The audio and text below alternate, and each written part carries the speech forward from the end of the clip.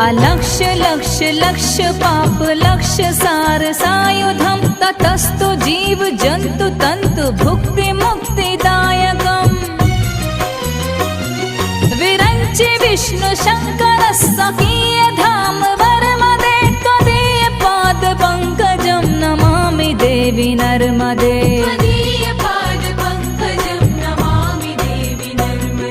Namami Devi